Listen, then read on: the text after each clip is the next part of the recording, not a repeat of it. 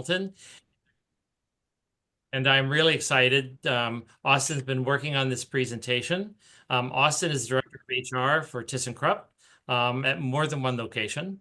And we are also thrilled that he is one of our board members as well. So he has been really monitoring the HR Roundtable that we've been doing now for probably close to a year. And this is going to be a three-part series on generational differences in the workplace. So thank you for joining us. And this is session one. And with that, Austin, I'm turning it over to you. Yeah, well, good afternoon, everybody. I see some familiar faces from the last time we had this after the pause and the birth of my child. So I'm excited to get this back and going. Dan, thank you for the great introduction. As Dan mentioned, I am the Director of HR and Safety for BillSign of America with sites all over the U.S., three of them specifically. And this is something, guys, that really kind of hits home for a lot of us as we explore different generations in the workplace because they're so wildly different in some aspects and actually similar in others. Before we get started, you guys can see I have a blurred background. We had a little bit of we'll call it a little bit of an issue with our drainage in our bathroom, so we had to relocate our offices around. So this much stuff in the background isn't usually here, but in case you see it, just as an FYI, I apologize if it's in a bit of an eyesore. So with that going, we'll go ahead and get started, guys. This is supposed to be interactive. I want it to be. So again, I know there's a good amount of people on the phone, but feel free to chime in, cut me off, talk about things. If something really hits home for you, please, by all means, holler at me, and we can chat about this a little bit. And we're going to touch on a lot of different things. As Dan mentioned, it's a three-part series. So today, really what we want to do is set the foundation. Let's look at some analytics, some data. What are we dealing with? I picked Butler County specifically. Yes, I understand some of us don't necessarily work maybe in Butler County. It could be Hamilton. It could be these other places. Ironically enough, the data is very similar as we go through it today. So just kind of keep that in mind. If you're in different counties, they are very close. Dan was able to provide some of the macro level data. So as we jump into it, let's kind of talk about some of the very specifics that we want to really kind of cover today. So background and context, again, this is us setting the tone for what do we need to talk about. So right now, technically, by the data, there are five generations in the workplace.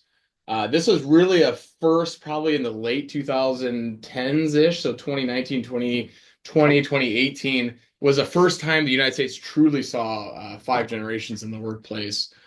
Technically, there still is. It's not by a whole lot, and I'll tell you more about who that generation is, and we'll talk about it too. Again, guys, I'm going to be really general when I talk about these generations. You have to realize that you are unique, and I'm not saying because you're born in this year, this is how you are. I'm going to say tends to be what we find through a lot of different trainings, a lot of different development techniques, things like this. So don't think that I'm saying because you're here, this is you. You're allowed to be unique. You have your own special you, and you may not fit some of these stereotypes, and that's okay. That's really okay. But again, more in a general broad stroke, that's how these generations are. These characterizations do exist for a reason. There's observations, there's data. I will show you some of that. I will show you some of the reasons as to why these generations act the way they do, or they are who they are. And that's okay. And again, remember, you're different. You can be different, but you'll probably find yourself saying, you know what? Yeah, okay, yeah, that's okay. I'm okay with this. And again, a lot about upbringing and how you are as a person. So let's have fun with it. And I promise you, you probably know somebody that does fall into that category. And there's this thing, guys, you'll find too. It's pretty interesting as I've done this training over the years. You'll find yourself falling maybe into two categories, especially if you're on either end of the generation. That's okay, and that's all right. You are able to identify with two different generations because perhaps that time frame or the way your parents are, their age, there's a lot of different factors that go into that. So it's okay if you feel like, hey, you know what? I kind of identify with this generation, but I also identify with this generation too. It's okay to have those feelings. That could happen to some folks on the phone, and we'll have those conversations too. So again, the purpose of the training, as Dan kind of already alluded to, is taking this knowledge and then how do we take this back with us to understand the factors and the different stereotypes and what could exist, rightfully or wrongfully so. What does that mean for us? How do we understand what the strengths and weaknesses are of each generation? and what really motivates those generations, right? And so, hey, you know what? I have these kind of guys on my team. I don't know a whole lot about them. How do I help myself be a better manager? How do I leverage this information to have those conversations around communication? And it could be with your employees, it could be colleagues, customers, family members, friends, whoever it may be. But allowing you to think through this can ultimately help you and give you a competitive advantage in the workplace. Additionally, I think the most important piece, coming from an HR guy, is the attraction and retention of these employees.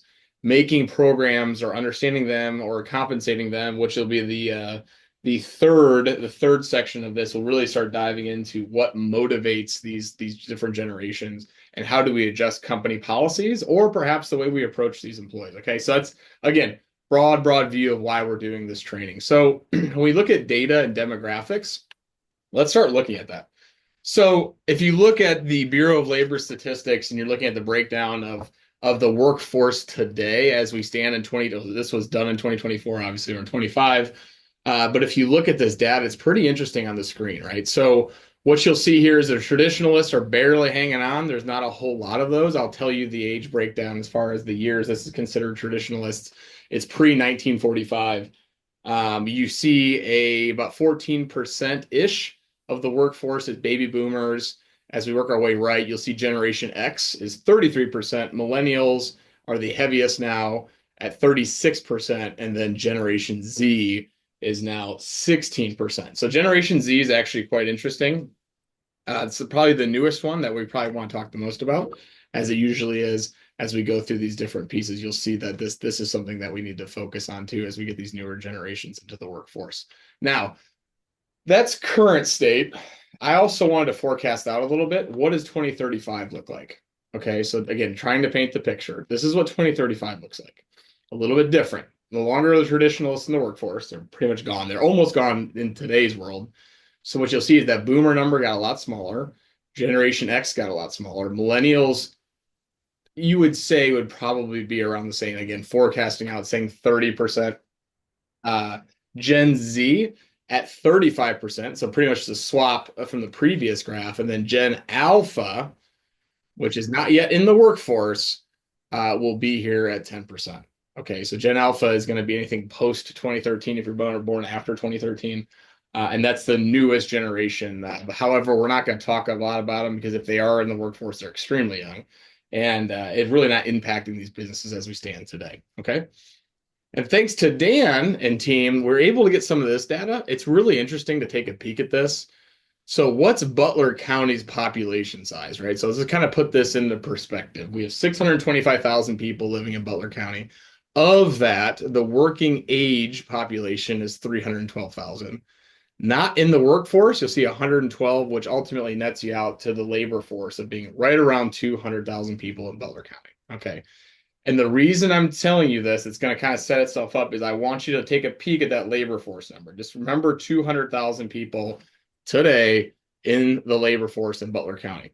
Okay, so keep that in mind because this next chart is going to be really interesting. And this is where we're going to kind of talk through why this training is going to be really important. It's the same data you just saw, but it's now broken out by generation. So we'll start with the first one here. I'll kind of walk you through the first one, let you kind of digest this a little bit. But when you look at Generation Z, you can see we have 102 total population in Butler County, 1,000, that is.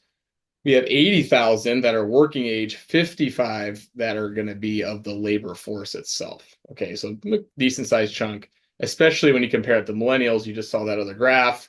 Again, they're a little bit higher that we mentioned earlier, which is actually trending quite nicely with the national average that I mentioned earlier. But again, those gray bars are kind of what we want to keep our eyes on. Okay, so that's really going to be the spread of your labor force that is going to be inside this different piece here and that we're dealing with as far as this training goes. So again, remember the majority of the workforce today that you have most likely, and not in every situation, is going to be Z, millennials, X, boomers, with the majority going to millennials and right around that Gen Z, Gen X kind of sharing that number 2 spot. Okay. Good. So I have my first question here. We have Butler County has 89,000 millennials. The national average for an area this size is 87,000. So I'm going to ask the question and feel free for anybody to chime in. What does that tell you?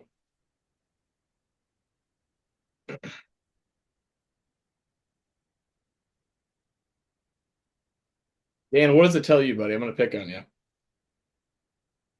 Well, that percentage is higher than the average, which means that transition is going to impact us higher than the average as that Mhm. workforce begins to diminish. You're absolutely right. That's a point you want to drive home here is okay, national average is 87 for a county this size. However, we're above that in Butler County. Okay, so back to Dan's point. Okay, got it. Okay, yes, this is going to be a generation we really need to pay attention to, and remind yourself it wasn't just 5 years ago. Everybody's freaking out about millennials. They didn't know how to deal with them. I think we've gotten a little bit better dealing with a millennial, and I am one, by the way, so I have to be a part of that group.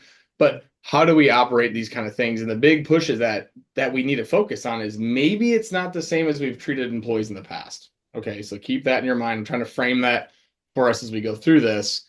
And this is another interesting one. So the national average for an area this size is 118,000 people that will be retiring soon. So remember, soon. So that it's tough for us to peg that down anymore due to the macroeconomic environment. We used to be able to say if you're at 65, you're most likely going to retire. Anymore, probably last 10, 15 years, we're trying to take that 60 number plus or minus a couple of years either way, just to make sure, hey, that's what this data set looks like. And really, when we look at that piece together and we say 55, it's probably a better marker. That was the key we used to use probably, I don't know, 5 or 6 years ago. So now what we're saying is there's 112,000 people, 113,000 people here in Butler County. So what does that tell us about the retiring soon population?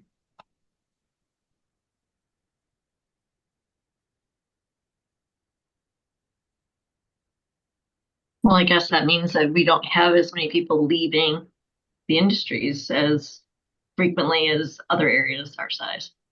Right. No, that's a really good point, Pam. So why do you think that is? Well, it could be economics. It could be depending on the industries and the markets that they're in from a ability to afford to retire. Mhm. Um, and it could be health. Maybe they're in better health and they don't necessarily want to work, hang up the working world yet and want to continue to still be employed and those I think those are two probably the top concerns that would impact that. Yeah, absolutely. No, that's it. You're all over it. And I think it's really interesting, Pam, you brought that up. When I did this training, I don't goodness, probably 2019 for the very first time, these numbers were extremely inversed, right? They were the inverse of each other and actually way more dramatically than this. And the reason being, times weren't what they were. We didn't have the pandemic yet. We didn't have everybody's 401ks dump out. We didn't have the crash. We didn't have all these crazy things that have been introduced in the last 5 years. So when I redid this analysis, it was quite interesting. Now that the dust, quote unquote, has settled with COVID, it makes sense if you think about it logically, but it's interesting to see now that people are hanging on a little bit longer too. Hence why I still think we see some of our traditionalists because really, if you think about that logically, traditionalists, they should be in their retirement years, right? I mean, you are really, really hanging on it for whatever reason, right? There could be a plethora of reasons.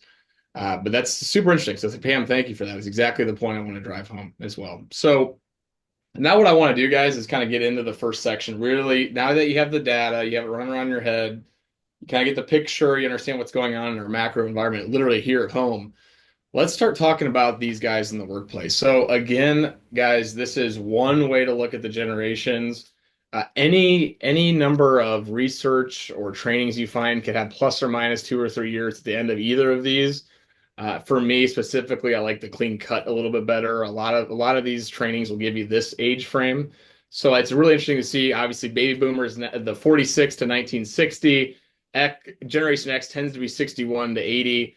And it's interesting to watch the millennials shrink because you kind of see the different age gaps. They're kind of the differences and are always perfect, which I thought is always kind of fascinating to me as well. Millennials are 1981 to 1995.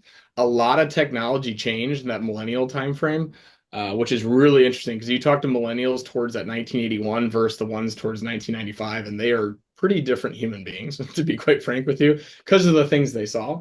And then Generation Z, you'll hear them called Generation Z, Generation 2020. You'll hear a lot of these different terms thrown around. That's 1996 to 2012. Okay. So when I mentioned Generation Alpha, that's going to be 2013. We're getting closer to that generation kind of coming to a close as far as time. You're not quite there yet, but we're getting there. And then they're talking about Generation Beta will be the next group in the next couple of years. I think I saw an article that the first beta baby was born. And again, depends on how you use the time framing here. But I want to show you guys, these are the ones we're really going to focus on. I left some of the traditionalist slides in here because I think it's still cool because a lot of those folks would be grandparents these days. It could be things, but it's also really fascinating to learn about, what did they go through? What are some of the things they saw? It could help you connect maybe on a more personal level, or if you do have a traditionalist in your workforce, maybe able to connect with them too. But for the majority of this content, we're going to be focusing on these four generations that we're seeing in the workplace. Okay. So I'm going to go through what do you guys know so far? So let's kind of set the baseline a little bit. So I have a couple employees I'm going to throw up on the screen here in a second. And I'm going to need some of you guys to chime in and give me your guess. Okay. So I'm going to give you some clues. And I'm going to try to gauge where we are today, what we know about these generations. So this first employee number one, I'll read you kind of what this employee is or how they act. So they come to work early. They tend to leave late. Believes that this shows that they're a hard worker, doesn't rock the boat, likes to keep the status quo, is adverse to change, usually last to embrace, but once they do, they work hard to achieve that change. They care a lot about their team. They're a loyal employee. They put things aside of their own responsibilities to help mentor or coach. That's really big for this generation. And then they love face-to-face interaction. So we have a guess here, guys. The top right-hand corner here. We got to say, what generation is employee number one? I think it's the baby boomer. Okay, Jill, baby boomer. Got it. Okay, Jill's on the baby boomer train. Who else is on the baby boomer train? I am baby boomer. Okay, we hear boomers. Pam, you agree? I do, but Okay. I have, when you reveal the answer, if it's something else, I'm going to chime in. Okay, fair enough. Dan, what do you think, man? I think it's the boomers. Okay. Anybody else feel otherwise? Oh, we got some notes here. I'm gonna put this off to the side. Okay, we got some baby boomers even in the chat here. So you guys are extremely smart. Way to go. So we got one. Okay, we got 5 of these we got to get through. So let's do the next one. Employee number 2. Entrepreneurial by nature, loves to work independently, tends to be efficient and accountable. Considers to be results driven, loves to see how their tasks link to the business. They may leave job if not challenged. First generation to have loyalty issues. Skeptical of authority, struggles to trust superiors, and loves work-life balance. All right, guys, I gave you an easy one. Now let's see what this is. All right, we got some messages coming in. Jason saying millennials. Okay, Jason, shout out, millennials. What else we got?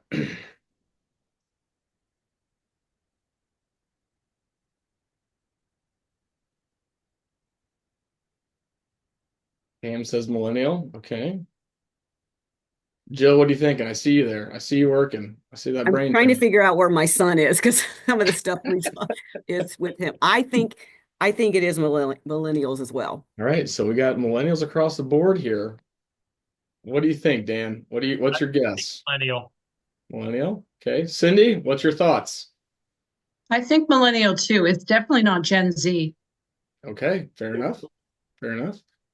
All right, guys, so we are pretty heavy on the millennial side. So I'm gonna reveal this for you. It's Generation X. Generation X. I know. So some of you that are Generation X are gonna say, "Oh my goodness, you're right. That is more like me." And we'll guys, it's gonna be fun. This is why I like to do this. We'll dive more into why that is, and we'll talk a little bit about it. Okay. All right. Next up, boy number 3. Believes they should be able to work when they want and determine how to get the job done efficiently. Easily embrace and accelerate through change, open to risk and career change. Does not like the phrase because it's always been done that way. constantly asks for feedback on projects, and struggles with repetition, needs to explore new solutions to make processes more efficient. All right, guys, I see the smiles, I see the giggling. Who is this?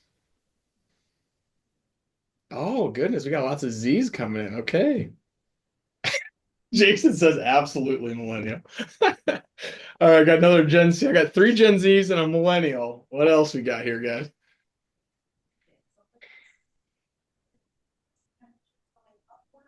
Chris, what do you think, buddy? What do you think this is? I can definitely see a little bit of millennial just from being one, but also a little bit of the earlier Gen Z. Mm-hmm. Okay. We're battling out here. What do you think, Dan? We're getting kind of easy here. We got Millies. Andy said Thinking Millies. we need this training. No, it's okay. So I'll reveal it for you guys with my cool animations here. Oh, hold on a second. What is going on here? I went backwards. My bad, guys. Hold on. Sorry. That was a little bit of a process there. It is a millennial. It is a millennial. And it's not uncommon for people to say Gen Z, by the way. So that is not the first time I've heard that. But it is technically millennials when we look at this. Again, we'll dive more into the data, but pretty good here. So we're kind of pacing nicely. All right, employee number 5. Remember, I threw some curveballs in here too for us. So wants work-life blend and values flexibility, but prioritizes mental health and personal well-being above work obligations. Digital natives who seamlessly integrate technology into their work, preferring collaboration through apps and platforms rather than traditional in-person meetings. Career fluid mindset with a focus on building diverse skill sets rather than climbing the traditional career ladder. Highly pragmatic and financially cautious, often looking for job security and stability over lofty ambitions. Values quick, concise feedback, preferring real-time updates over formalized performance reviews, and driven by purpose, seeking roles with strong social impact, inclusivity, and environmental responsibility. So who is this, guys? That reads my son to the T. It's Generation Z. Jill says Z. Lock it in. Take it home. Take it home to the bank. All right, what else? Anybody else feel Z? Are we feeling, did I throw another curveball at you? Okay, Z. Pam says Z. Okay. Cindy? The only reason I'm going to say Z is a couple of the points I'm not sure about is because of digital natives. That's so Gen Z. And the other parts, I like my son's a Gen Z, and I think he's not really driven by purpose. Mhm. A lot of that generation is, but I know he isn't. And his quick, concise feedback, all that, he doesn't want any feedback. He just wants to be told, good boy. So I feel like that generation needs way too, they need Yeah. the trophies The trophy. Well, just see, to get the normal stuff done. that's interesting you say that, Cindy, because as a millennial, and I'm sure Chris and Jason, you guys feel me. We were supposed to be the trophy generation. We always needed participation trophies. We hear it all the time, and it's not weird. It's this weird conundrum too, where like even we'll call it the more green employees we see is probably the more politically correct way to say it is gets lumped in with gets lumped in with millennials still to this day, right? We still feel that. And that's where I have to tell people, hey, hold on a second. Guardrail stopped, right? In 95. So really interesting you say that. Okay, so we got some Gen Zs out there. Does anybody else think it's anything else on this list? It, You guys can chat it up if you want. Jason, I didn't see you ping can you. see a little bit of millennial. Mhm. The thing that gives me pause on saying this is millennial is uh the last bit here, driven by purpose, seeking roles with strong social impact, inclusivity, and environmental responsibility. Mhm. Um, while I do see that in millennial, I see that a lot more in Gen Z, particularly the strong social impact, inclusivity, and Mhm. environmental responsibility. Uh, just speaking from people of my generation, yes, we want that to be in there as well, but it's also, hey, so long as I'm taken care of and I can take care of my family and whatnot, uh, those are more of back burner things. Yeah, absolutely. No, I agree with you. I agree with you. Yep. And we have Just, oh, go ahead, Cindy. yeah, also I was going to say one thing I'm seeing, because I worked at a college too for a number of Mhm. years, fairly recently, and the students there were very entitled. and just kind of lazy, combative sometimes. Like it has to be this way, kind of set in their mindset. I found them very difficult to work with. And our faculty continued to say that it was the first generation they had seen that they were not very teachable. Interesting. That's super cool. That's really nice you say that, Cindy, because that'll dovetail nicely into some of the comments I'll make later. We can kind of touch on it now. There's this really strange occurrence of what you'll find, more so if we put the traditionalists back in here. What you'll find is it almost seems as if the generational trends skip a generation, if that makes sense. So what that would mean is if you look at a baby boomer at their core and then you compare that to a millennial at their core, you'll find more tendencies that are similar. And same goes for X and Z. It's getting a little more different because I think technology's kind of skewed that a little bit. If you backed in the traditionalists, it really makes a lot of sense. You'd really see that. But it's also kind of the timing of world events kind of did that too. So it's kind of this interesting trend that we'll find. Back to your comment, Cindy, about the schooling. I really want you to keep that in our minds, and all of us keep that in our minds as we go through this training. So really great, guys. It is Gen Z, so it's pretty quite interesting. Chris nailed it on the head. The dead giveaway is the last bullet. That is something that is as a corporation or as companies, as we employ these people, it's something that's really, really important to them. You go to career fairs, you do these other things. It's the first time that when my recruiting team came back, they said, Austin, you have no idea how big of a hit our environmental, initiatives have really hit home with those guys, right? So just as an example, we do zero waste to landfill here. That's our goal, is to send zero waste to our landfill. We recycle it. We do it right as good corporate stewards. It was huge at career fairs. I couldn't believe it. I was like, oh, okay. Like, because the previous generation's like, yeah, it's nice, it's good, but like, let's talk about comp, the job, the career path, whatever it is. So it's a very interesting dynamic, and I just want to applaud Chris. That was something he got right off the rip too. Okay, good. This is important, guys, for later in this presentation. We've already kind of done this. I'm sure you have in your brain. I just want you to think about people that fall within that age group before we kind of hop into the next section. It could be yourself. It could be your significant other, family member, whatever. But keep these people in mind as we go through this next section, right? So what we're going to hop into next is each generation. We're going to talk about 4 factors that are keys to understanding how these trends or these stereotypes is probably too strong of a word, but it is what it is. And why is it that they are the way they are? Right. So let's kind of hop into that a little bit. And the first one's going to be social, political, and economic influences, the family structure influences, education, and then ultimately their value system. Okay. So that's going to really help us kind of dive into the weeds a little bit to understand what's going on. Again, like I mentioned, I do want to hit on traditionalists. So we'll start there first. Really traditionalists, if we think about that, really born pre-1945, I say back to the 1930s. So what shaped them socially, politically, and economically? You'd see the Great Depression, World War II, the New Deal, the GI Bill, the Korean War, and the Cold War, right? So that's a lot of things going on with those traditionalists, a lot of instability in the world. And you're seeing a lot of really changing dynamics within this piece of the puzzle. All the meanwhile, technology is advancing at the fastest that we've ever saw at the time too. So when we think about that from the family structure, right? Really, really nuclear families, 2 parents plus children. Fathers worked, mothers were homemakers. They stayed at home. They did a lot of the cooking, the taking care of the household, right? And the majority of these families, their education for the most, they had higher ed was not even possible for that entire generation. So you'll see a lot more blue collar employees coming out of this generation. They value hard work. And then when they were looking at financially, they were really kind of stressed out a little bit. If you think about everything that's around them, they were really scraping by, right? It was really kind of tough on that generation, which forms a lot of other things down the road. For many, religious education was also is as important as school. So remember I know this is a topic that's kind of a no topic nowadays, but if you think back then, there was a big faith push to those generations too, especially the traditionalists.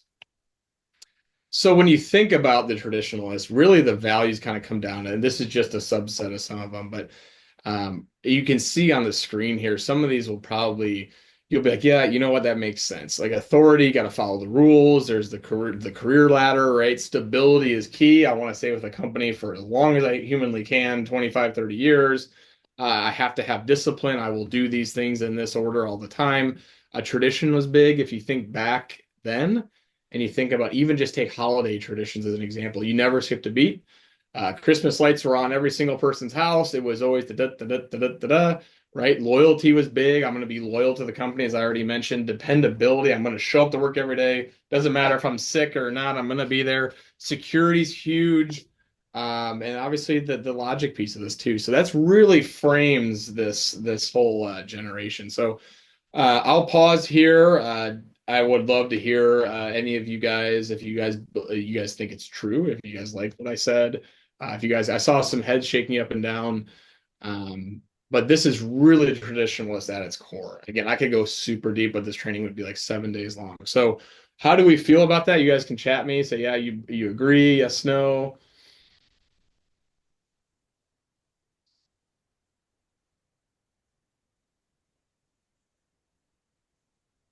I would agree. I think, that also ties in, security and stability and all that. It's also a generation that tends to hang on to things physically, Hmm. that things have value and that'll, hang on to this. You may need it someday comes from really that generation.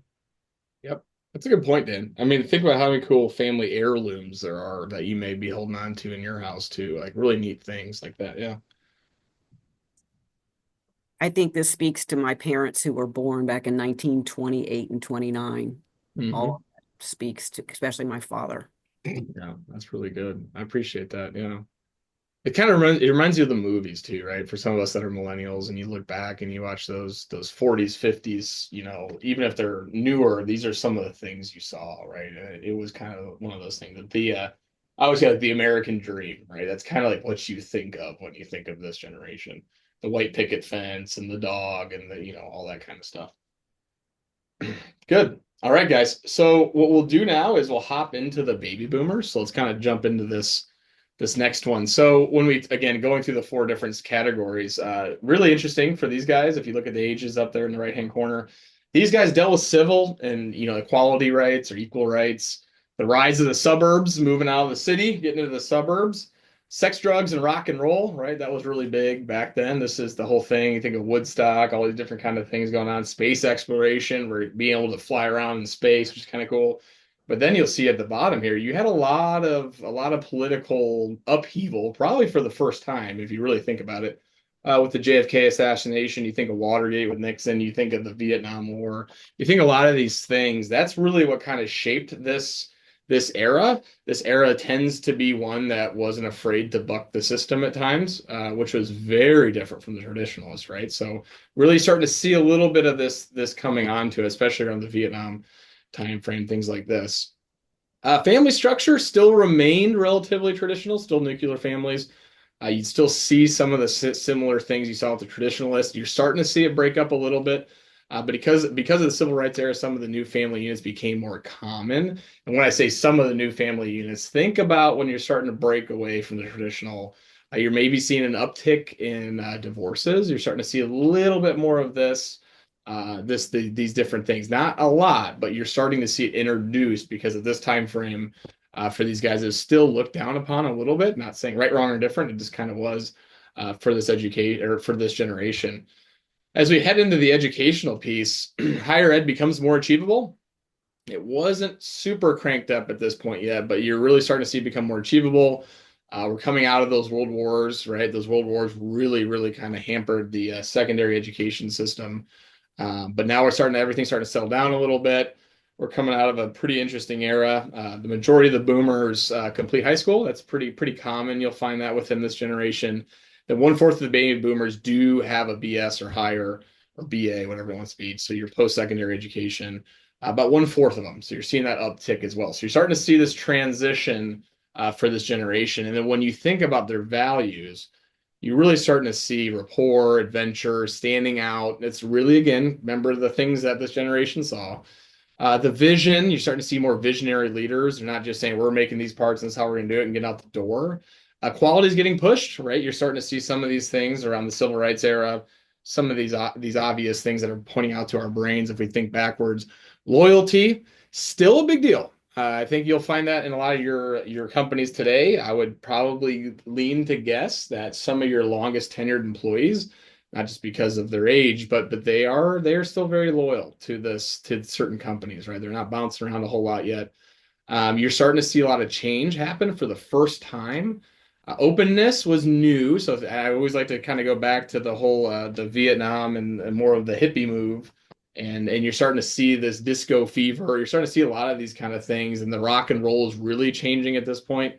Then you're starting to see a lot of success too. So this generation coming out of the world wars is one of the generation that saw the most success, whether it be financially or within their careers, that we've ever seen. And that's really because of the explosion of the US economy as well. Good. So Gen X, this is a very interesting generation too. They all are interesting, but this is really when it starts getting really interesting for these guys. So these guys saw the fall of the Berlin Wall. They saw Operation Desert Storm, energy crisis. MTV hits the scene. You see the punk and grunge music. You have the 80s hair bands. We all love that. My dad made me listen to many 80s hair bands. I know all their songs. So that I can relate with this. My dad is a Generation X guy. You see the AIDS thing going on, the epidemic, right? It's really kind of taken over. Then you had Rodney King affair. So you're seeing a lot of things happen within this group as well, but really a little bit of a different flair than you saw from the previous generation. And these guys, it's really interesting. They're known as the latchkey kids. And that makes a lot of sense, especially when I look at my father as well, as this is the first time you're starting to see both parents start working. It's no longer this nuclear family where the mom stays home, the dad stays there. That's where latchkey kids come from, right? You come home, you get the key out from underneath the rock or whatever it may be, and you're home. That's where you see the dual income homes here, and then they also came home to empty houses. And this is really the big driver of Xers being more self-reliant and they question authority, right? Because they're kind of left to their own devices. Okay. That is something where, okay, now you kind of get it, right? Maybe a little bit more rebellion, a little bit more, I'm going to think on my own. I'll take things into my own hands because they have the time to, quite frankly, like previous generations did not have. Education, they gained even greater access to higher ed. They viewed college as a means to a solid career path. So now you're really starting to see this higher ed start pumping into this generation. And this generation really values freedom, flexibility, which makes sense if you think about how they're raised, efficiency, frankness, access, personal life, and independence. That's really Generation X. If you think about these guys, they're the ones that took it really to the next level, and especially for pushing some of these different things that we see. So with that being said, I want to pause. So I covered two groups. I covered the boomers and the Xers. I'd love to hear you guys' feedback. How are you guys thinking? Because some of you guys may be in these groups. Do you think, Austin, you're crazy, you're not even getting close, or do you guys think, you know what, that kind of makes sense? Austin, you're making me feel really old, is what I'm going to say. Because I fall in that Gen X category, and it's interesting to hear yourself categorized like Yes, I that. know. Um, and I think it's also interesting. I follow actually one of my former peers I worked with up at when I taught at Miami. She's actually, I would recommend anybody who really wants to dig more into this topic, follow her on LinkedIn. Her name is Megan Gerhardt, and she just had a post on, she's a professor in generational strategist, is what her title is. That's cool. And so, it's interesting. She just did a post because there was some sort of game or something that was on the New York Times. Those games that we kind of all have gravitated towards playing on our phones. And there was one of the games, and it was a generational theme. And her comment is the only generation that was left out was Generation X, and which is ironic because that generation feels skipped over a lot. And it's interesting. It kind of, hearing your presentation today and then hearing her feedback on this LinkedIn post, I was like, well, gosh, I never really felt like I was left out. Mhm. But I mean, if you think about it, they kind of feel like they're the generation that has had to fend for themselves, that's made their own way. The college, perspective was because our parents felt that that was the only way we were going to get a career is because they didn't go to college, so we were going to college no matter what. Yeah. So that perspective, I think, is very interesting to see how you kind of put it all together on one slide. Yeah. No, I appreciate it. Thank you. Yeah, I try. It's really hard to put these together. So thank you, Pam. It's a really good point, and I think I appreciate you saying that, Pam. This is the generation that feels like they are just totally left to their own devices, and they just felt like I skipped over. And it's this edge, it's an edginess to this generation. That's where you kind of see some of the punk rock and you start seeing some of the stuff. It's this rebellion is really starting to hit this generation because they probably weren't paid attention to as much, right? Rightfully or wrongfully so. And this is the generation that caused a lot of noise, especially within the workplace, for all the right reasons, in my opinion. That's Austin's opinion. That's not the opinion of everybody.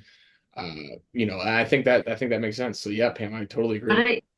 I think though too, I have seen it in my workplace and different places that I have been where I think this generation has struggled the most with the younger generations coming into the Mhm. workforce.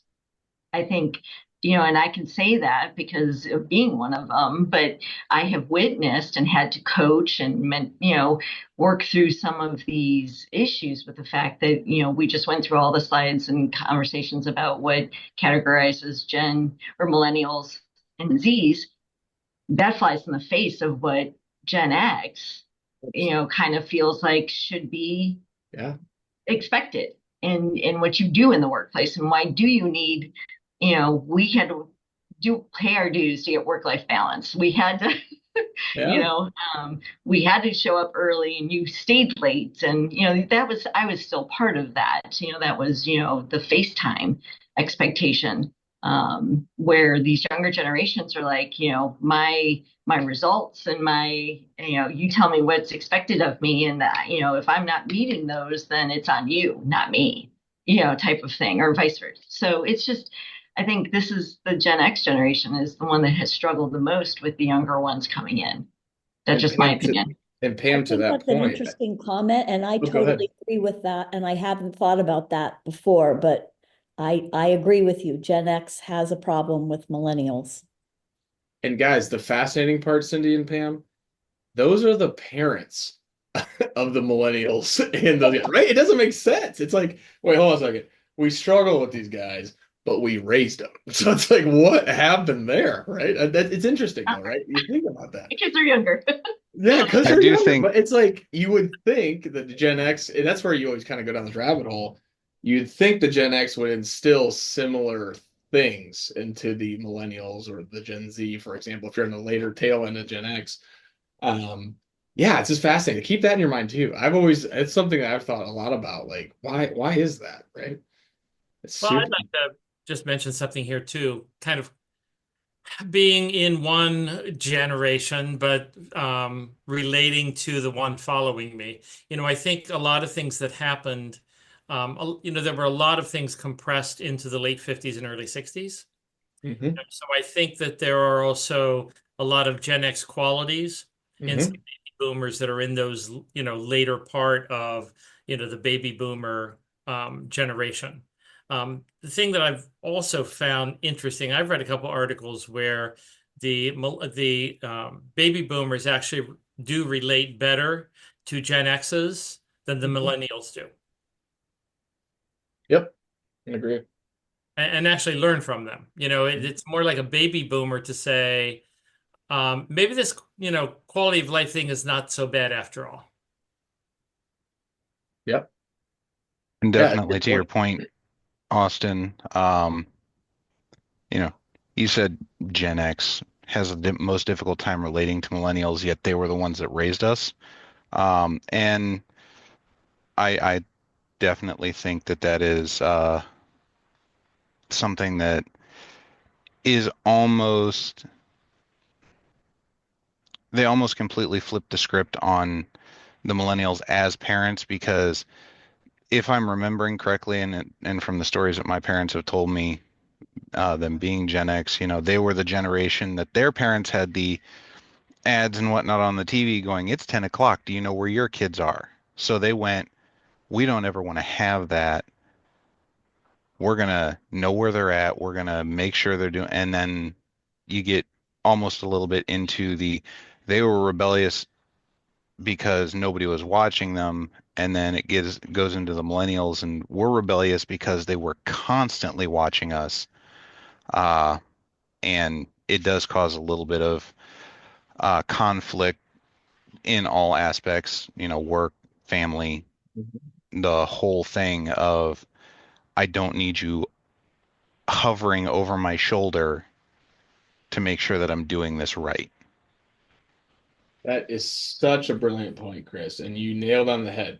We've all heard helicopter parents, right? This generation was the helicopter parents. And back to your point, Chris, they tried to self-correct what they saw in their family life, right? I wish my parents were there more. I wish they were here. I wish they weren't working all the time. So by golly, my kids are going to know I'm here. But I'm going to go over the top. So it's like this swinging pendulum that you keep seeing between these generations. And you're right, Chris, you nailed it on the head. This is where the helicopter parents really began, ultimately giving the millennials more of a bad rap, right? This is where participation trophies come, and oh my God, you're perfect. You can do no wrong. You're never going to be bad. Well, I think it's a perfect point, Chris. You're absolutely right. This is the pendulum swinging back, and that kind of ties back to Dan's point, right? These pendulum things that are keep happening. Great feedback, guys. Thank you so much. Jason, you had some. Oh, sorry, didn't mean to cut somebody off. Oh, no, I was just gonna say, I also recognize too sometimes the disconnect in boomers and millennials in that I think sometimes there's a bit of resentment for their childhood, things that they were going through. Maybe the country wasn't the richest at that time. Yes, there was middle class, but I often hear, well, we had to go through this, so you have to go through this. And that's where the generational trauma and curses happen, where it's almost like um I do feel like millennials are more into self-help, self-development, bettering themselves, learning on connecting with people and trying to fix things. um Maybe we can kind of talk a little bit about that kind of disconnect. Yeah, absolutely. Yeah, that's some of the points I'll hit on too, Jason. It's a really good point you brought up, man. I appreciate that. Thank you. All right, guys, awesome conversation. Exactly what I wanted. You guys are doing great. So let's head into the next one. So for all of us millennials, let's hit it up. So 1981, 1995, what we saw, hip hop, the Lewinsky scandal, Columbine shootings, right? The first time we're seeing the rise of a lot of school shootings. You're seeing a lot more religious and corporate scandals. Think Enron, think things like this. The 9/11 war. I will never forget the day. I believe I was in second or third grade and coming down the stairs and seeing the towers on the TV. I will never forget that day because I didn't know what it was. I didn't really comprehend it at the time. But we saw that, right? And that started a war that lasted an extremely long time. You could still say we just got, I don't know, what is it, 2 years ago, technically, the withdrawal. So, I mean, it is something that we really grew up with, and it happened all the time. Then, obviously, the proliferation of the mobile communication piece, right? Phones are getting introduced. I know for me, I was born in 91, so I saw the first phone. I had my first phone in middle school-ish, towards high school, right? So that's really when you're starting to see technology take even yet another quantum leap into the future here. So these are just some of it. This generation's a lot, right? I can continue to go on and on, but this really kind of setting the stage. When we think about the family structure, this is where the X and millennials kind of they're trading. They're getting really close to this. You'll see a record number of divorced parents. The millennials did, right? So the Generation X was the one. If you kind of think of the edginess, the parents weren't around. Not saying because of that caused divorces, but it could have. So record number of divorced parents, the millennials that had this, right? 1 in 4 grew up in a single parent home, and 3 in 4 had both parents working. So that Generation X flair of saying there's still dual income, that is still around. And oh, by the way, guess what? You might be divorced. Oh, guess what? You might be living with mom and dad. You're popping around on the weekends. So think about how that impacts the way that these people are raised, right? And then also, there's families more child-centered, back to Chris's point, right? Contributing to a higher sense of self-worth. I think to Chris's point, you're hovering too much. However, a byproduct of that is I'm awesome. I'm really good. I've had positive feedback my entire life, so I know that I'm good. Now there's a double-edged sword that can cause back to, I believe we're talking a little bit about this, Cindy. I think Cindy gave this example about what she's seeing in the educational system. A little bit, it's probably here, right? So we have to remember that too. So only 26 were married by the age of 32 versus 65% of the baby boom or the boomer age, right? Or boomer generation. So keep that in mind too. I can attest to this. I'm sure my millennials can as well. This is the first generation to really start pushing to have their more family focused into their early to mid 30s when you're really starting to see children come into play in these marriages that we have, right? Not necessarily all millennials, but most of them. I can give you my data point. Me and all my buddies, we all have anywhere between 1 year to 3-year-old kids running all over the place, and we're all early 30s, right? So it's interesting to watch that because you would say the boomers, if we go back, they would have kids that are already, elementary school, have 4 or 5 of them running around because the early 20s is usually when you would start having kids. So keep that in mind as we continue to talk through this. This generation at the time was the most educated. Over 1/3 had advanced degrees beyond just a college degree, valued college despite the extraordinary expense of tuition, right? So the tuition rate started really spiking for this generation. Again, similar, and we kind of touched on this a little bit. The Xers are saying you must go to college. If you don't, you won't be successful. We're kind of feeling that now as companies. I'm sure Pam will shake her head up and down. Finding blue collar technical people is one of the hardest things you can do in today's world because of this. So we were pushed so hard to post education, secondary education, that we've now ran out of electricians, maintenance guys, whatever, because of this shift. This single-handedly pushed us into quite a pinch as far as staffing goes for these more technical roles that are considered blue collar. Values: flexibility, entertainment, creativity, variety, achievement, and meaning. It is the least religious generation, or least faith-based generation, most politically independent, most radically diverse, and the least trusting generation. So we took those reins from the Xers and said, now we're really not going to trust you. Anything that happens. And that's actually what you'll find with your millennial groups. We are not afraid. I say we because I am one. We're not afraid to think outside the box, challenge norms, and say, why is this the way it is? But we got that from our ex-parents, right? Our ex-parents were the ones that introduced it, and that radiated pretty hard into the millennials. And that's where we are, I would say, for the majority of it. And my millennials on the phone, you can tell me if you think I'm wrong, if you think I'm right, or if you guys want to add any comments, feel free to add it now.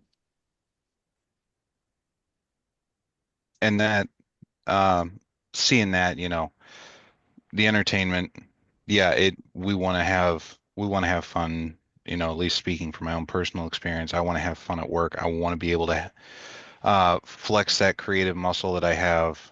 And not always does it come across as well received, because then you get back into some of the older generations going, well, we've done it this way for years, and we're sitting here going, why? This way is more efficient.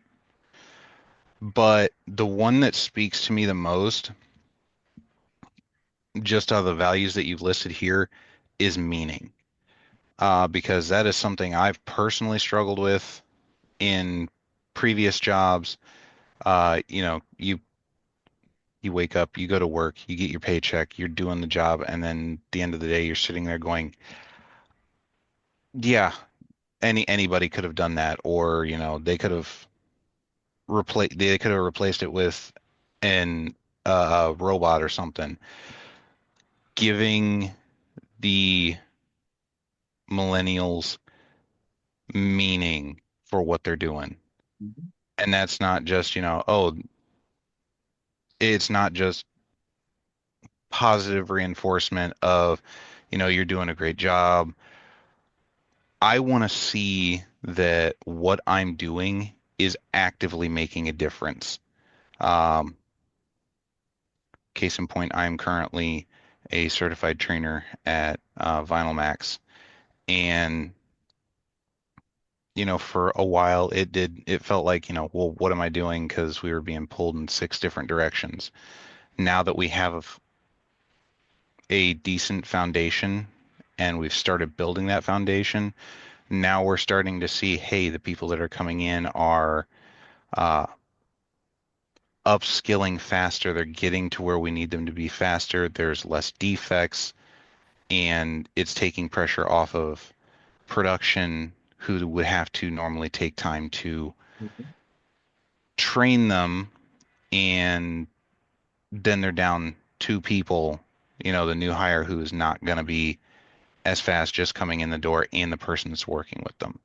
And seeing that it's, oh, hey, I am making a difference. This is great. That's a really good points. I love that, Chris. You really nailed a lot of points there, especially for the millennials. Jason, you're going to say something, buddy? Yeah, this really, really, I think hits home to me in terms of flexibility.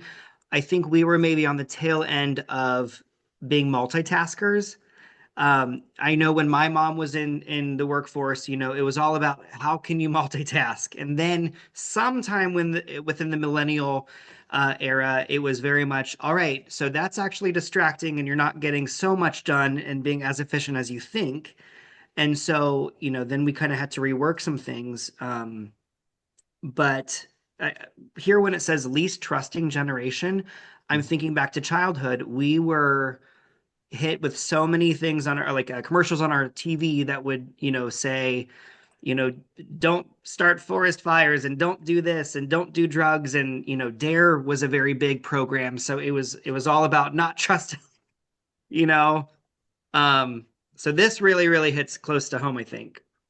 We all laughed a little bit, Jason, because we'll never forget those dare days. That was a big deal, man. I remember that. Absolutely. Never Never pulled forget you that. into the T-shirts. auditorium and, Yeah.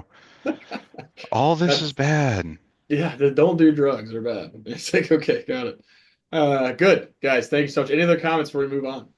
I'd just like to add, it's interesting. The meaning part really hits home to me because when we were interviewing to fill a position, I guess about a year ago or so, year and a half ago, many of the candidates were millennials, and they really wanted to know how this role, if they got it, would, be meaningful to the organization on a larger level.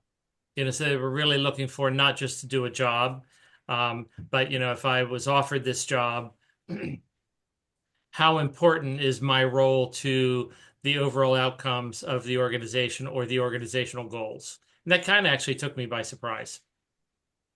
Yeah, it really, it's a good point, Dan. It started with the Xers. So the Xers had to know the why, but millennials demand the why. It's why are we doing this? What's the end goal? What's the big deal here? What is this going to get us to?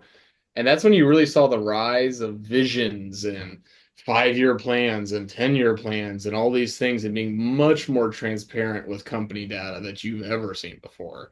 I mean, we're faced with it today. It's the point where I want to, me specifically, would want to share more things sometimes than we probably should. Okay, I get it.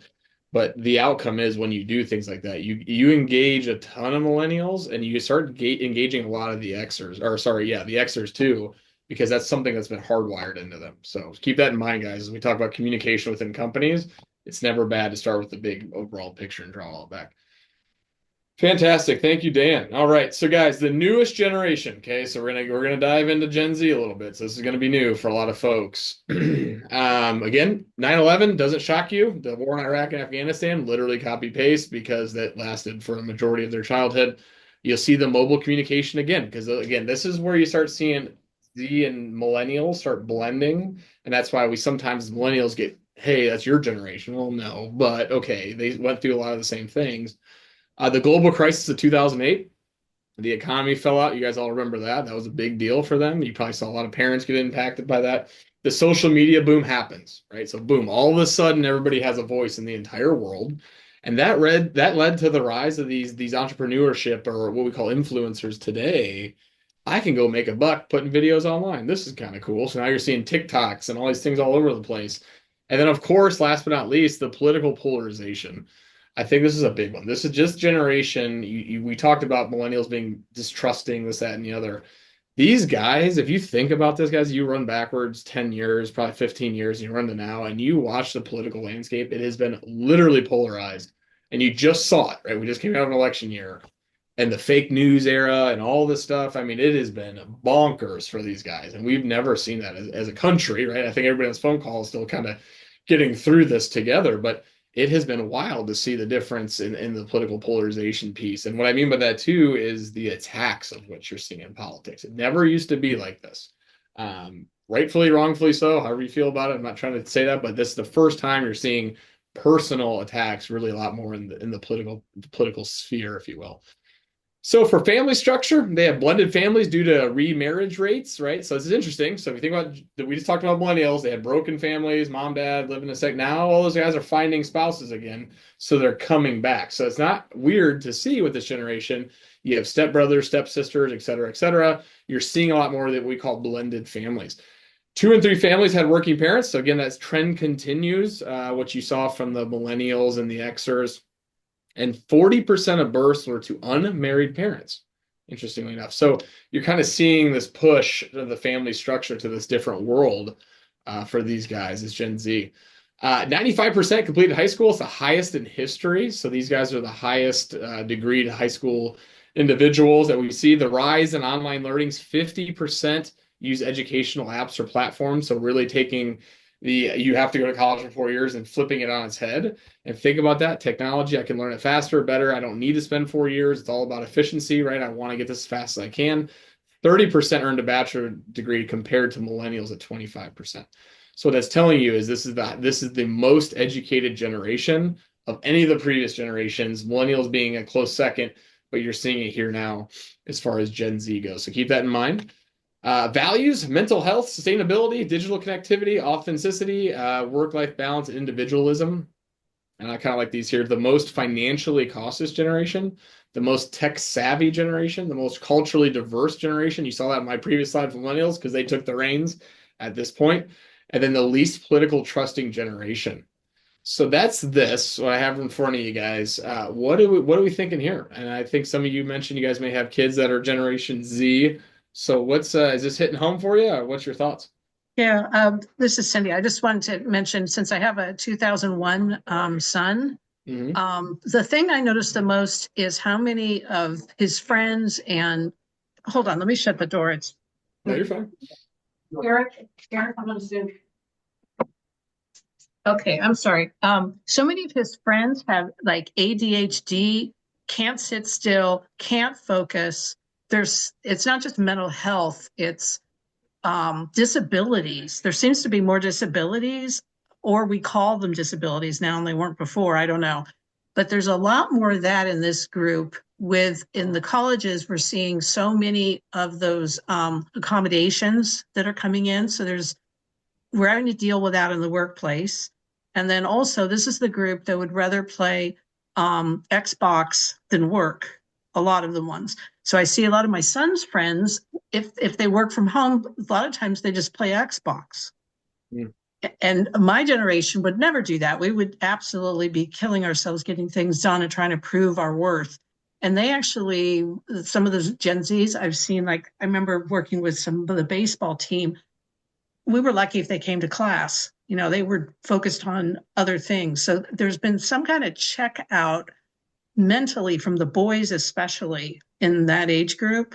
And the girls seem to be the ones thriving a little better, at least in the colleges, but they're all having mental health challenges. That's been huge, huge with this group. And they can't seem to cope as well as other generations. So that was just one point I was going to make. But I do agree with all these. These sound very much on target to me.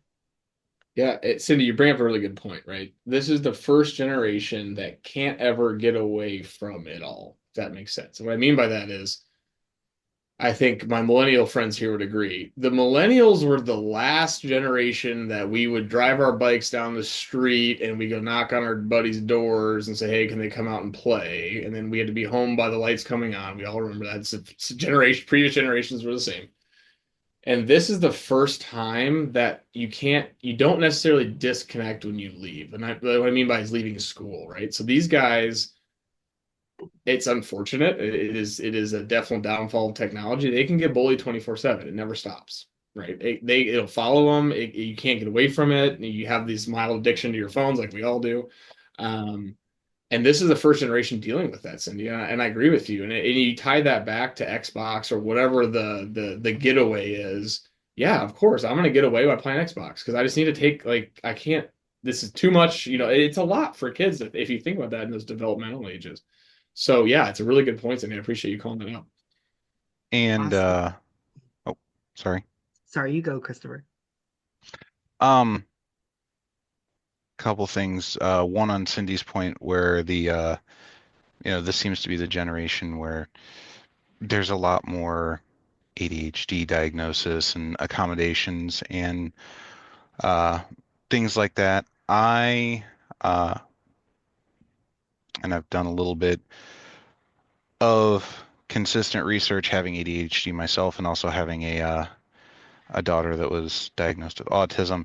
It's a really strange trend because a lot of people are thinking that of, well, this generation has a lot more ADHD and they might, but also our uh, processes for as parents, as just a society in general, we're like, hey, okay, this is something that's not typical.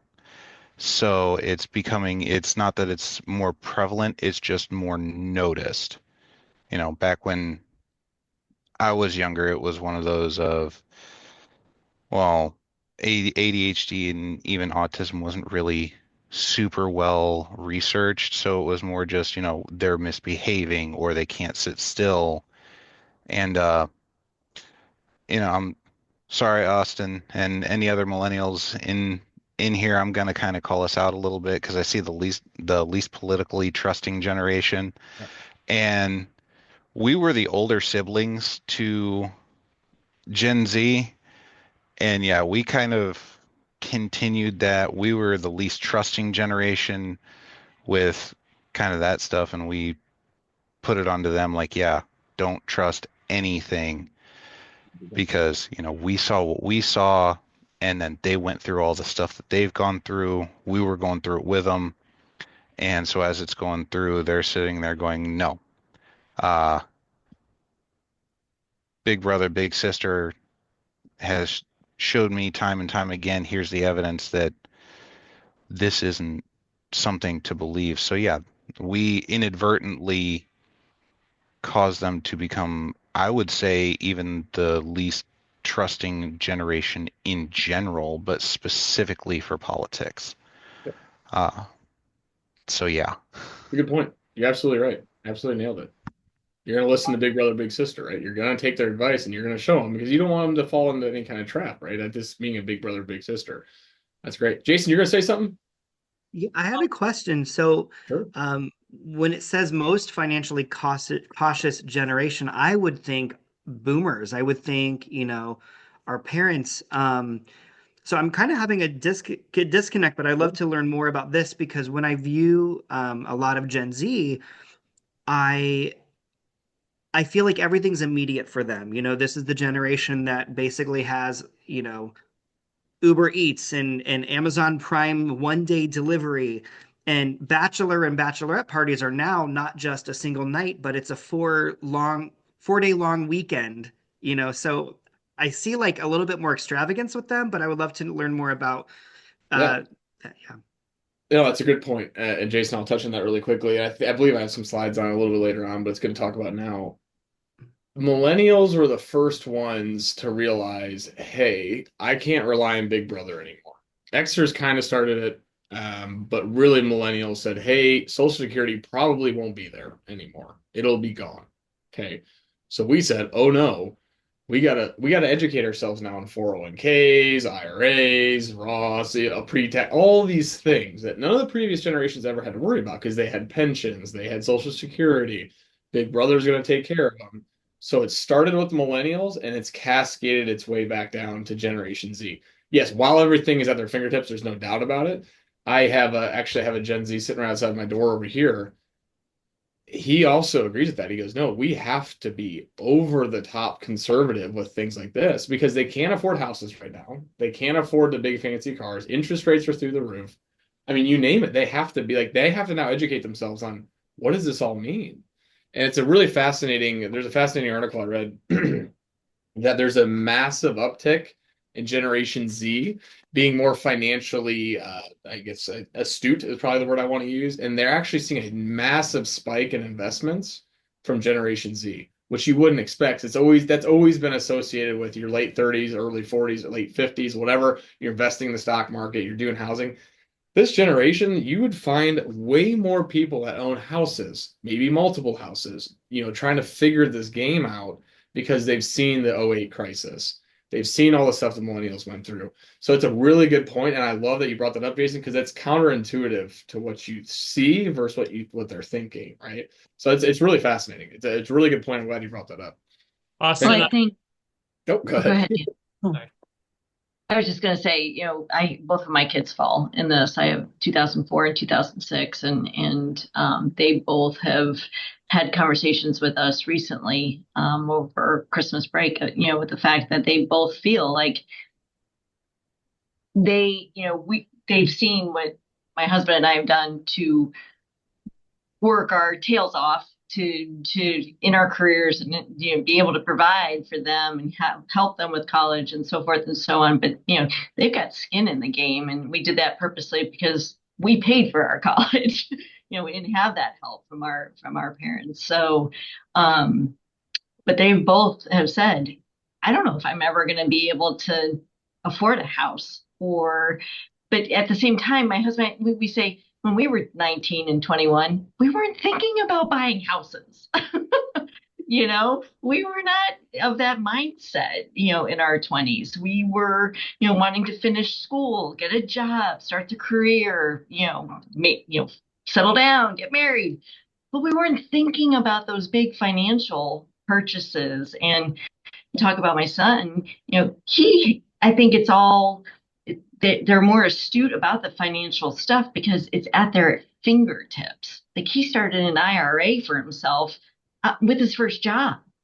I mean, I didn't even know what IRA stood or, what that was before, I got into HR, and it's like, so it's because they have all this information at their fingertips 24/7 and what they're being exposed to. And I just find it very interesting that, it's the one last comment I will interrupt with was the fact that I think their generation is also the first ones where I saw a trend with people that they graduated with showing more interest now than ever in the trades and bucking the system of going on to school. And I've seen the high schools finally embrace the fact that they don't have to promote prep college classes for kids to be successful and make six figures in the trades. They can be their own boss. They can have their own, business. They can go on to, a lot of these programs that, we benefit from here in Butler County with Butler Tech and a lot of these other programs to where they can promote, getting your hands dirty again, where our generation, we were kind of forced to look the other way. We wouldn't want that type of job. You were supposed to go to college and supposed to get that office job. Where I think this generation is saying, yeah, I don't think so. I don't want the school debt. I don't want that. I can still make a good living. I can find my work balance. I can set my own schedule, so I'm seeing a shift in that, and it's exciting to see. We need it. And that's a good point. And remember when I told you guys about the generation jumping? Remember I told you about that you kind of hop over a generation? Pam, to your point, think about the boomers, majority blue collar guys, right? Of course, there's some with that degrees, getting their hands dirty, really wrenching on things. We skipped over X, and then you're coming back. The Gen Z would take me to two skipper, if you will. But Gen Z is now saying, hold on a second, I can make $40 an hour being an electrician. Oh, I can make $30 being a welder. That's not so bad. And that's kind of cool, right? And I have work-life balance because I only work from these times. It all starts making sense. You start seeing these divides, right? It's really, really fascinating to watch. That's a really good point, Pam. Thank you. The other All thing, right. Austin, that I just wanted to mention, maybe it's you're saying this is, education is kind of at its peak, And maybe it's because there's so much of an information flow. This generation also seems to block out things that, previous generations were more interested in my view anyway, were more interested in broader knowledge. This generation seems to be more interested just on the things that they care about.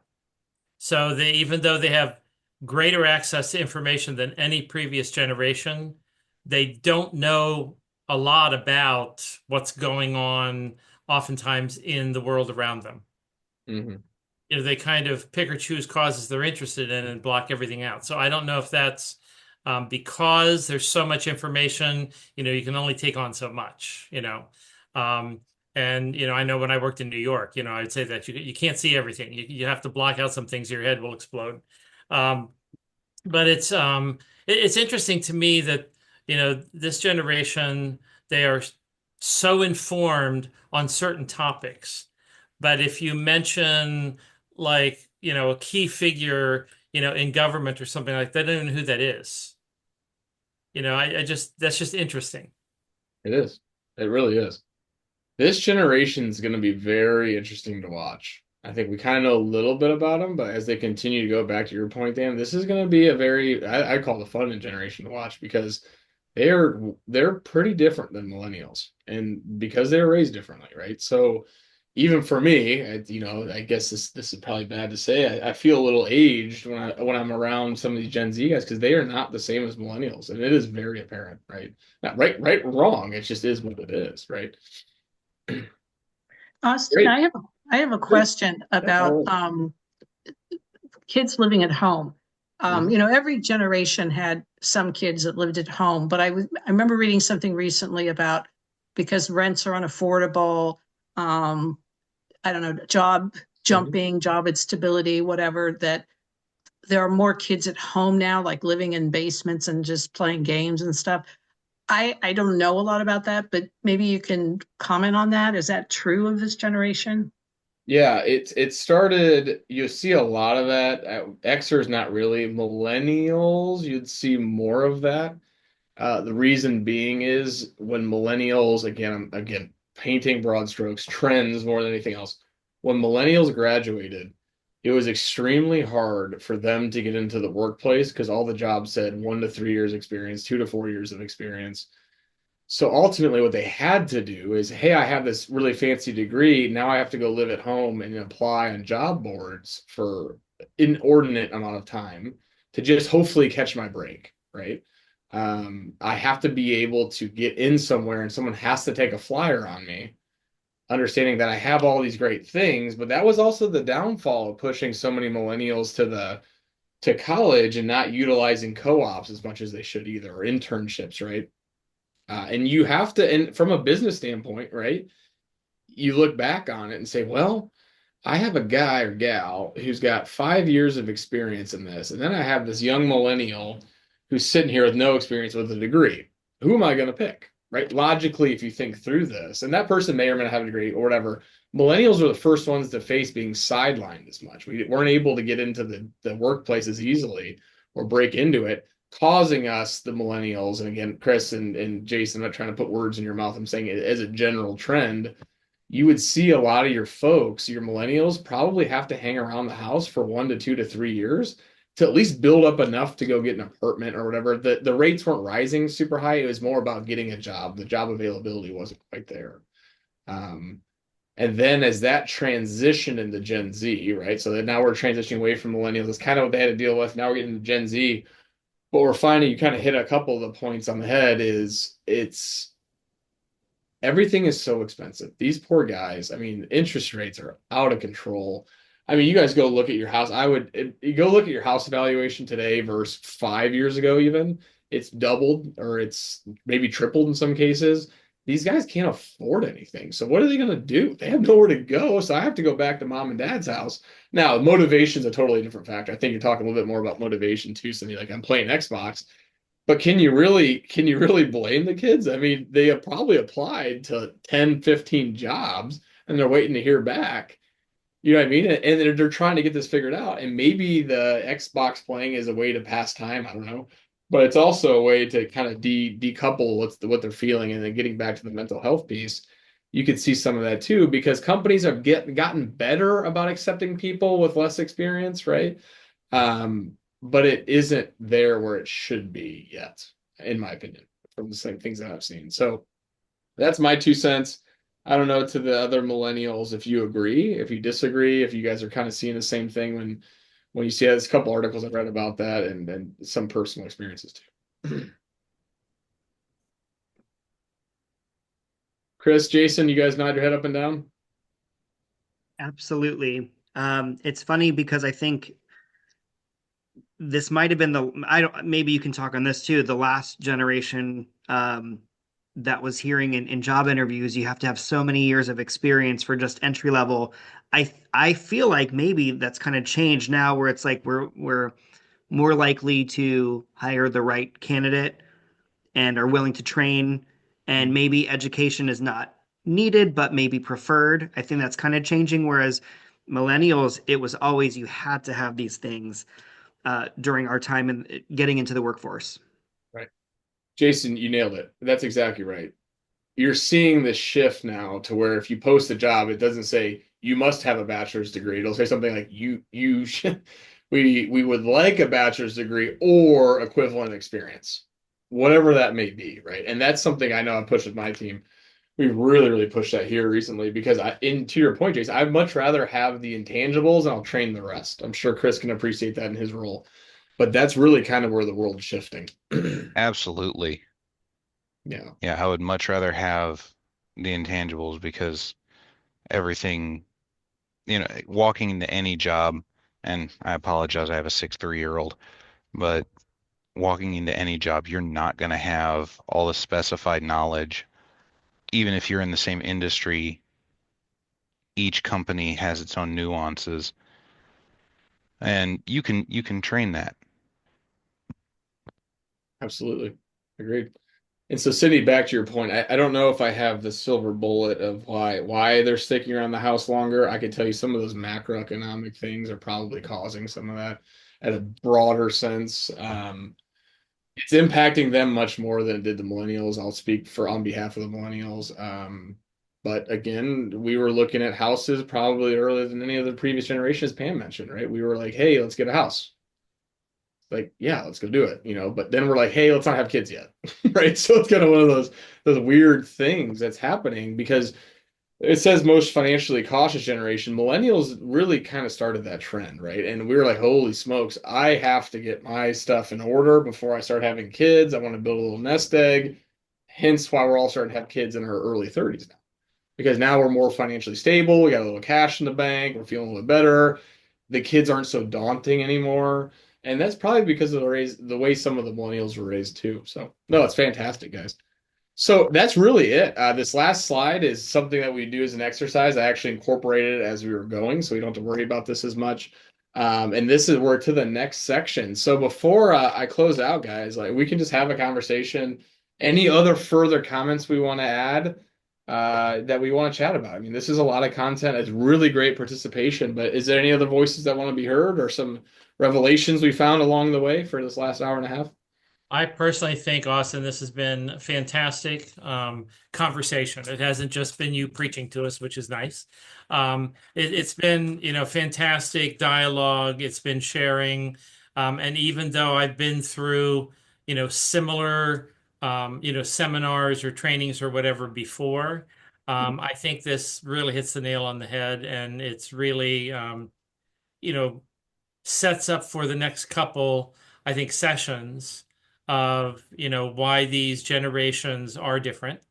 And I'm sure we're going to learn more about then, how the interaction needs to be different and how the communication needs to be different, and all that type of thing. And the dynamic that it creates among the differences of the generations can be, probably powerful or also horrible, depending on how they're managed. Mm-hmm. Thank you. I appreciate the kind words. Yeah, Austin, I would copy and paste if you can hear me okay. Yeah. what Dan was just saying there. And I do apologize for my tardiness. I was double booked, as Jason knows. So a lot of things happening here at Binomax. So kudos to Christopher standing in for me. But certainly a great conversation. And I am grateful that this is even recorded. I'm one who tends to reflect. So I'll probably be watching this tonight, Cool. if you will. So yeah, great job. Thank you. Thanks, man. I appreciate it. Thank you. Yeah. And at least from my perspective, and it took me a little bit to get on camera and actually be able to see the screen. Mhm. I had to join the first little bit by phone, but I think you stated it already, Austin, that these are just generalizations of the actual generations, Mhm. and something to keep in mind as a baseline, Mhm. but just like everything else needs to be taken on a case by case basis. Because as we were going through all of this, I myself, obviously I resonated most with the millennial, but Gen Z, I'm seeing a lot of stuff that, I believe, and even in Gen X. Uh, so it's definitely a mashup for every person. It's just what shines through the most and what's going to resonate the most in accordance with retention and Mhm. getting people engaged even before the retention part, just getting them on board and getting them engaged in what you're doing and making them feel valued enough to want to stay. Exactly right. I I just want to appreciate that, Chris. Sorry, Austin. I just want to mention this was recorded today, and this will be saved on our YouTube channel. So I don't know if that happens instantly, but it will happen soon. It's kind of a long video, so it might take a little bit to upload. But That's um, awesome. for those of you who want to watch it or review some of what was covered. Great. Guys, no, seriously, I appreciate the words. I appreciate the kind of words. It means a lot. It's a fascinating topic. I think that's why we had so much engagement. It's really kind of wild to set the stage like this. And now we have this nice baseline. So when we come in the next time, back to what Chris mentioned earlier, it's the communication across generational divides, right? That's going to be the next session. So, okay, we get them, we understand them, we know them at a pretty high level. We dug deep, pretty deep on some of these. Now, how do we communicate in the workforce? And that's going to be the next big puzzle piece for us, right? So what does that mean? How do they take communication? What should we do to keep it in the back of our minds as we're approaching some of these conversations with these employees? And then following that, it'll be the perceptions, generalizations. We'll have some fun with it. I kind of play around with the stereotypes a little bit just to kind of drive some of those points home. But really, that last section we'll have is around attraction and retention. So what I'd like to do is get into how do these generations feel valued? And I also want to dive a little bit into compensation too, right? And saying, what does that mean? How does that impact this way? How do we need to tweak some things for different people? And it's a thing to keep in the back of your mind because I definitely use it almost daily as we deal with some HR topics. So, guys, again, thank you so much for today. Wonderful conversation. I'm super pumped for us next time. And if you guys have any questions, whatever, feel free to reach out. My email is on the invite. Obviously, if you guys want to reach out and have a chat, by all means, please. Thank you, Austin. Thank you, everyone. Absolutely. Sounds good. Thanks, Thank you. guys. Appreciate you. Thank you.